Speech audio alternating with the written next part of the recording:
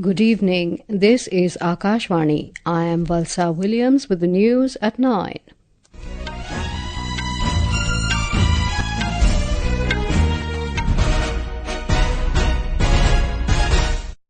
The headlines: Centre approves PM Rashtriya Krishi Vikas Yojana and Krishonnati Yojana with an outlay of over 1 lakh crore rupees to boost sustainable agriculture and food security. Cabinet also approves National Mission on Edible Oils to make the country self-reliant in oilseeds production. Campaigning for Haryana Assembly Elections ends. Single-phase polling for 90 constituencies to be held on Saturday. Government to provide 1.25 lakh internship opportunities to youth during current financial year under PM's Internship scheme. Supreme Court declares caste-based prison manuals unconstitutional and discriminatory, directs states to revise jail manuals within 3 months. And in cricket, Bangladesh beat Scotland by 16 runs in the opening match of ICC Women's T20 World Cup at Sharjah.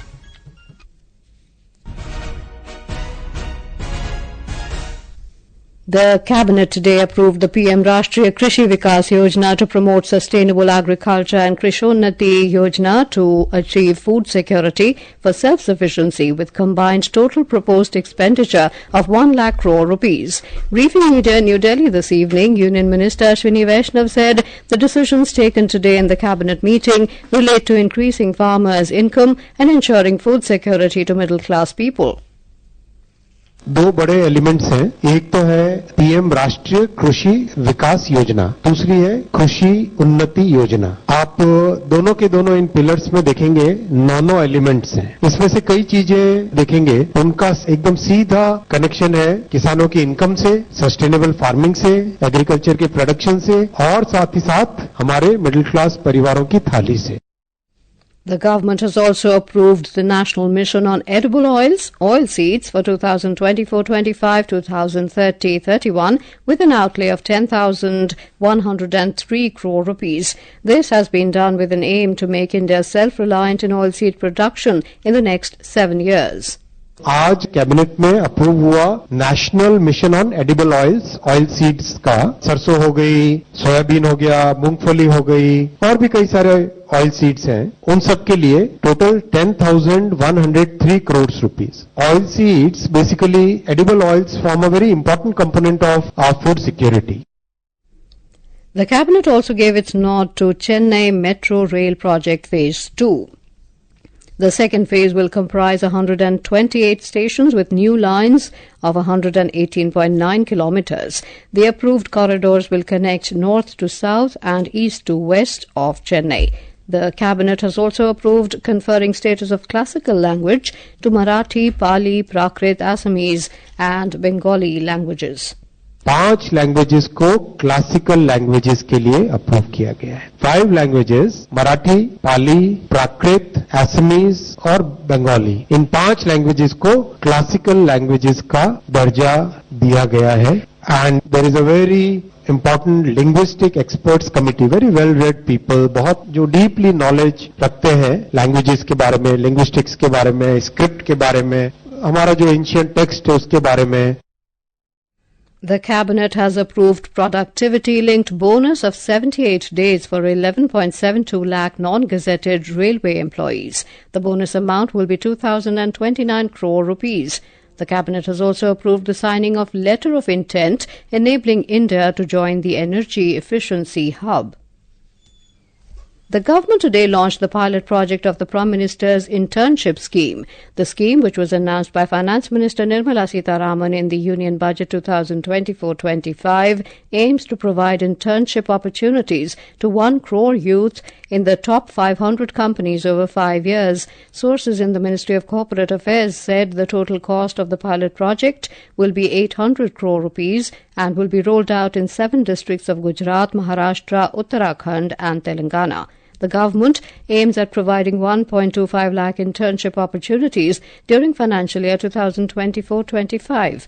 It will be implemented through an online portal, pminternship.mca.gov.in. A report. The Prime Minister's Internship scheme aims to enhance youth's employability and skills. Under it, the interns will be provided financial assistance of 5,000 rupees per month. Out of the total amount, 4,500 rupees will be disbursed by the government, 500 rupees will be paid by the company. In addition to this, a one-time grant of 6,000 rupees for incidentals will be disbursed by the government to each intern upon joining the place of internship. As part of the scheme, insurance coverage will also be provided to each intern under PM Jeevan Jyoti Bima Yojana and PM Suraksha Bima Yojana. The premium amount in this regard will be paid by the government. Anand Kumar for Akashvani News, Delhi.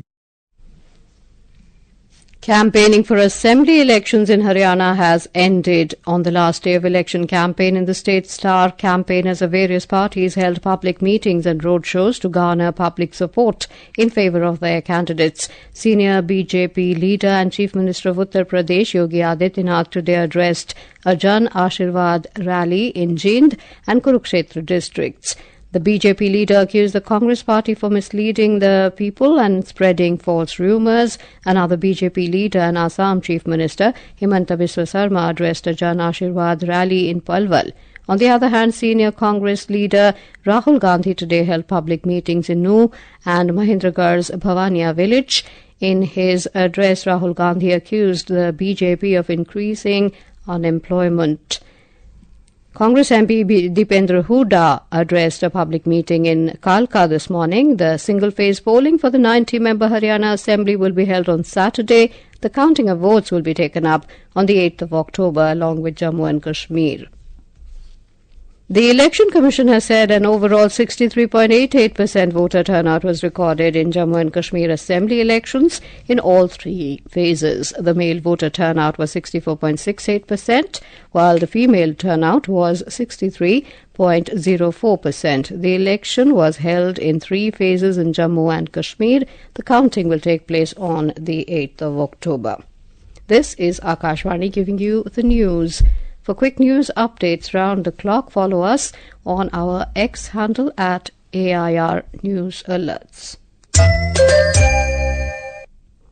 In a significant judgment, the Supreme Court today set aside caste-based discriminatory provisions of prison manuals of several states, which provided for allotment of work based on caste of the prisoners and their segregation.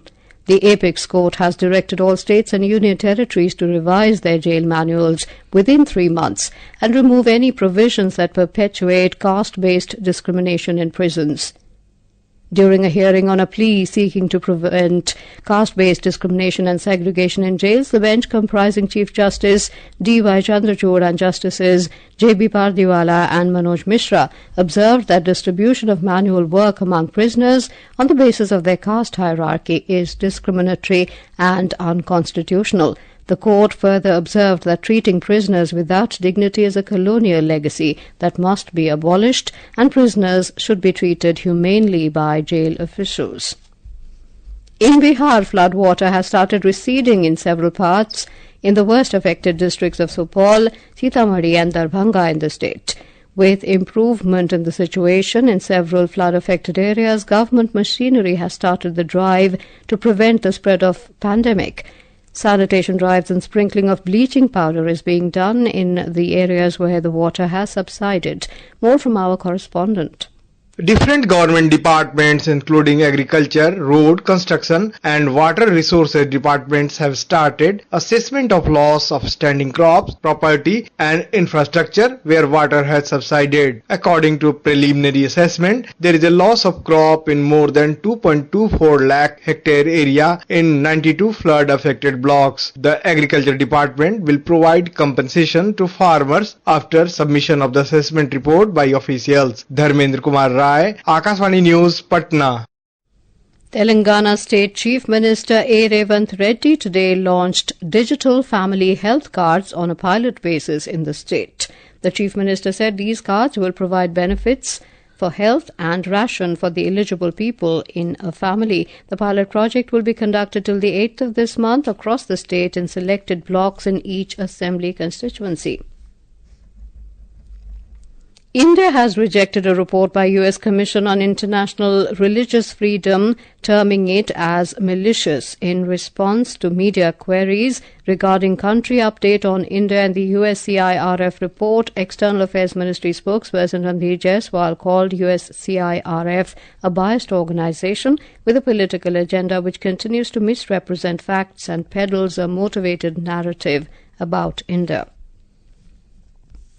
External Affairs Minister Dr. Subramaniam Jaishankar will be on an official visit to Sri Lanka tomorrow.